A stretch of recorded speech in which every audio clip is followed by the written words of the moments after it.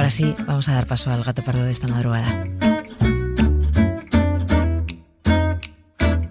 Un gato pardo acaba de entrar en el faro de la SER. Buenas noches, ¿qué seudónimo vas a querer que utilicemos contigo al principio de esta conversación? Pues ahora que hay personajes por ahí que actúan con seudónimo de nombre de ciudad, podemos utilizar la palabra Bilbao. ¿Qué relación tienes con el mar? Bueno, yo una relación algo polisémica, ¿no? Como de planos, vamos a decir, superpuestos, ¿no? La primera, siendo bilbaíno, por tanto vizcaíno, todas las niñas y los niños nacemos en Bilbao y alrededor, es una relación directa con el agua y con el mar. Por otro lado, siempre me ha parecido que tiene lo que denominamos al mar, que no deja de ser la superficie del mar, una enorme vocación estética y de belleza. Pero reconozco que cada vez que estoy delante de ella, no puedo evitar preguntarme por algo que me da miedo, que es lo que está debajo, toda su profundidad. ¿Alguna vez has dicho, echo de menos Bilbao, aun cuando estoy en Bilbao? Sí, me pasa que quiero ir, que me descubro a mí mismo queriendo ir a Bilbao y digo, tío, estás en Bilbao. Así que hay en mí una redundancia bilbaína constante, pero me pasa eso. Salgo de casa, voy a comprar el pan en Bilbao o quedo con amigos y en el trayecto digo, qué guay sería estar ahora en Bilbao. Y resulta que estoy allí, ¿no? Bueno, es verdad que mi salida de mi ciudad se produce en circunstancias muy difíciles, tras un atentado en el año 2002, un periplo a Bruselas, después a Madrid, por labores y actividades que tenían que ver con la política, con el hecho de ser diputado muchos años. Y de alguna manera Madrid me pasa como la canción de Soel López, ¿no? Que pasas el puente de los franceses y Madrid te atrapa y ya te cuesta salir de ella. Tal vez fue por tu lluvia ausente, quizás tu noche encendida, pero crucé el puente de los franceses y ya jamás regresaría. Madrid de todas las suertes.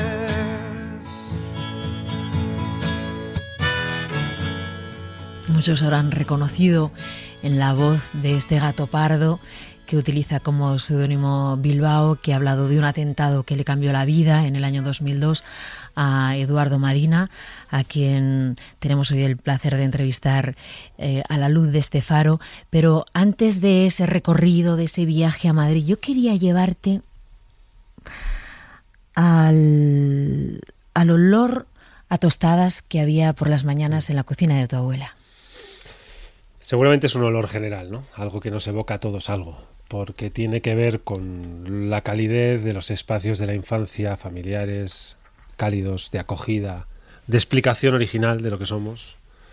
Casi todos nuestros puntos de partida pasan por ahí, ¿no? Por una situación, si no es esa, es muy similar a esa.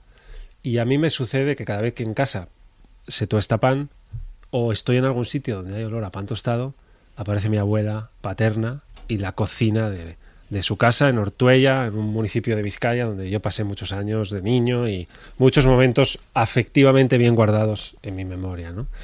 Así que sí, qué cosa, ¿no? Los olores producen imágenes y las imágenes emociones que explican parte de lo que somos, por muy racionales que queramos ser. Yo soy eso. Soy mucho más eso que una patria, que una bandera, que una nación, que una identidad nacional. Hay gente que se explica muy fácil, ¿no? Yo soy español, soy francés, soy catalán. Y nada más que catalán. Bueno, yo soy estas cosas, ¿no? El olor del pan en la cocina de mi abuela, mis recuerdos familiares, los juegos de infancia, los amores perdidos, los no perdidos, las amistades, los recorridos vitales, las cosas que me explican. Y en parte muchas de ellas empiezan ahí, en esa cocina y en ese olor a pan tostado. Edu, tú eres hijo único. Sí. Curiosamente, el año pasado por estas fechas estábamos entrevistando a Santi Balmes, que es también hijo único, en un programa que dedicamos entero al hijo único. Y él hablaba de algunas particularidades que tienen los hijos únicos. ¿Tú crees que eres una persona distinta por ser hijo único? Bueno, la pregunta la hacen siempre cargada, digamos, de todo lo que creen que nos falta a aquellas personas que tienen hermanas o hermanos, ¿no? Dicen, bueno, yo tengo hermanas y hermanos, he sabido desarrollar una serie de afectos particulares que solo son de hermano o de hermano, este tío que no tiene hermanos no tiene lo que yo.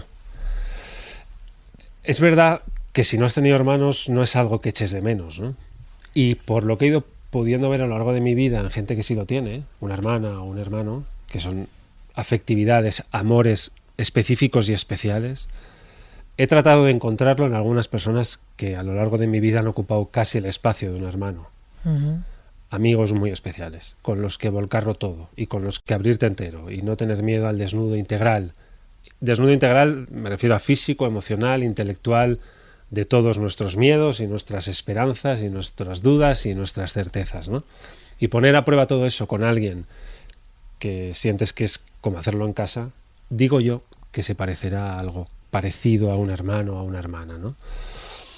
Yo nunca lo he echado de menos. No sé, Santi Balmes, que decía, seguramente diría cosas mucho mejor dichas que estas que digo yo, ¿no? Pero decía que parte de su creatividad nacía del tiempo en el que había estado solo. Él, no sé si sabes que escribió un libro que decía ¿por qué me regalasteis un walkie-talkie cuando yo era hijo único? Bueno, venía a decir que cuando te criabas sin hermanos pasabas mucho tiempo trabajando contigo mismo, ¿no?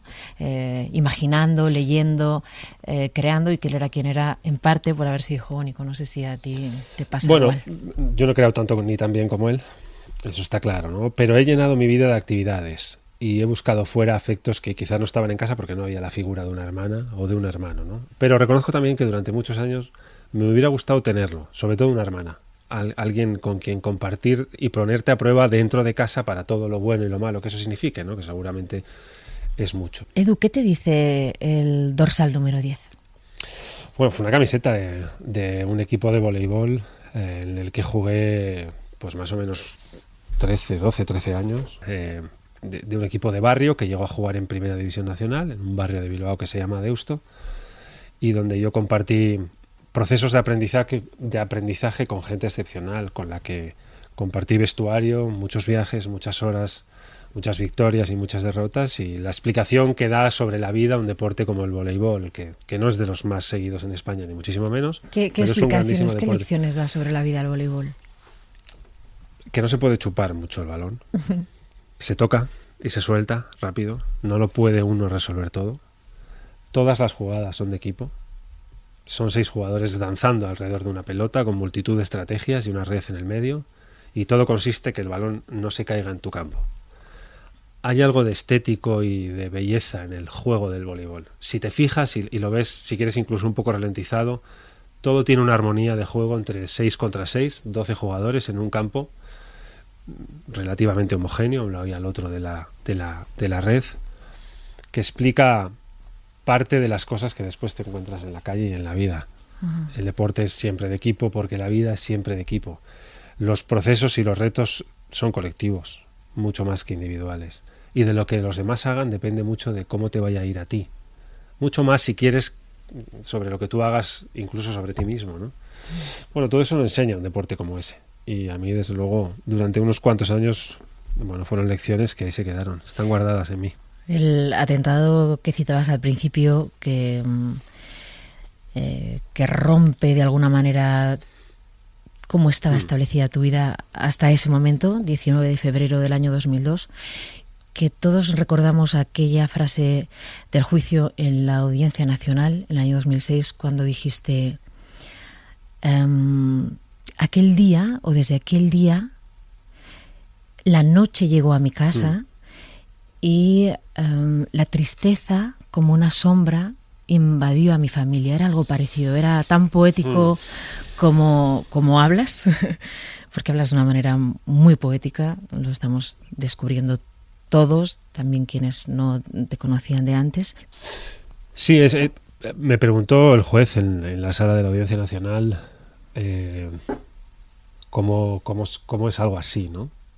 Y como el lenguaje llega mal siempre, en su literalidad, a explicar desgarros tan profundos, pues no había dormido el día anterior, estaba ahí un poco con la confusión de día-noche, la cabeza un poco lenta para unas circunstancias como esas, ¿no? Las de un juicio y una audiencia nacional con 2 miembros de ETA en la jaula al lado y con un juez delante. Y siendo consciente que había una cámara que se estaba grabando. Pues lo más parecido que encontré fue la imagen de una noche, ¿no? Donde la luz se va a todos los efectos y se oscurece por completo. Y a partir de ahí tienes que hacer un enorme esfuerzo para poder ver. Todos vemos muy bien cuando hay luz y todos estamos muy torpes cuando no la hay, ¿no? Además, la noche está un poco llena de monstruos, ¿no? Aparecen cosas inesperadas por esquinas inesperadas. Y todo eso pasa cuando te pasa una experiencia como esa, cuando vives una experiencia como esa, ¿no? Te envuelve un halo de tristeza a tu familia y a tu entorno de amigos más cercano por un motivo obvio, ¿no? Uh-huh. Una tristeza, diré que algo regada con una alegría en segundo término, porque aquello no le salió bien a ETA del todo, ¿no? Y yo seguía entre ellos. Así que es una mezcla extraña de emociones difícilmente explicables, ¿no? Se me ocurrió la idea de la noche en ese instante de la pregunta al juez y bueno, es verdad que aquella frase pues, se quedó un poco en algunas crónicas periodísticas y se utilizó, pero lo hice con ánimo explicativo, ¿no? Se parece mucho a una noche, sí. ¿Se puede desconectar de la política? Sí, se debe. Yo creo que se puede de fondo. ¿Cómo? Porque es el debate que tenemos esta noche, ¿no? ¿Desconecta quién puede o quién quiere? Yo creo que se puede, de fondo. Y últimamente se debe. Lo digo sin acritud de nada y desapasionadamente y descargado de toda crítica. Pero creo que últimamente se debe, ¿no? Porque ha perdido... Yo creo que ha perdido, desde luego para mí, la intensidad que tuvo en otro tiempo, pero ha perdido aparentemente capacidad transformadora. Estos días atrás hemos visto un titular del diario El País que decía que el Parlamento ha sido incapaz de sacar adelante ninguna ley relevante en estos últimos años, ¿no? Se ha perdido capacidad cooperativa entre los partidos. Tienen mucha capacidad competitiva, compiten permanentemente en términos electorales, cooperan poco para sacar adelante pactos que transformen para mejor pues, la vida de un país que es el nuestro y que se llama España, ¿no? Así que se puede desconectar, se puede y se debe. Por mi parte fue una desconexión completa a partir del mes de junio, mayo, junio, de hace un par de años, 2017 más o menos. Así que habiendo entrado ya en una vida distinta, de empresa privada, universidad, poco más, la desconexión, vamos a decir, ha sido todo un éxito. ¿Qué te diría la palabra volver? Me traía a la cabeza una película de Almodóvar, pero no está ese verbo en mis planteamientos ni en mi radar. Está en ir a probar este camino iniciado en el ámbito privado, la empresa, en la universidad, y en disfrutar del crecimiento que en ese sector voy comprobando en mí mismo, de la vida que voy teniendo, de las cosas que me van pasando, de los amigos que voy haciendo, los profesionales que voy descubriendo, las nuevas sensaciones que voy encontrando, ¿no? Volver quizás sea un verbo para más adelante. Eduardo, ¿duelen más los golpes físicos o los golpes en el corazón? Yo creo que la vida en general reserva los dolores más grandes para el corazón, ¿no? Los dolores físicos tienden a ser superados, más o menos. Y los dolores intelectuales, ideológicos, todo esto, uno aprende a matizarlo, a relajarlo, ¿no? A quitarle algo de peso. Los del corazón son más difíciles de gestionar y la vida te los va presentando por muchos sitios, ¿no? Por amores descarriados, por afectos rotos, relaciones que se pierden, amigos íntimos que ya no están. Eduardo Madina, ¿quién dirías que ha sido o es el faro de tu vida? La gente más cercana, no podría convertirlo solo en una.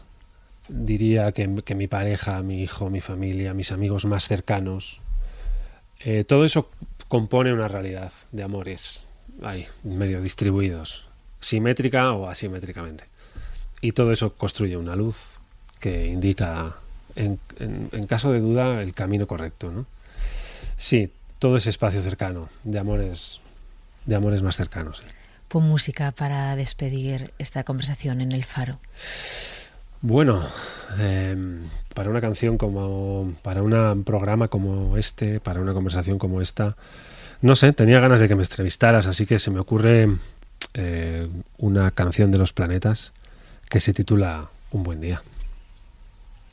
Eduardo Madina, muchas gracias por habernos acompañado esta madrugada aquí en El Faro. Muchas gracias a ti, Mara. despertar.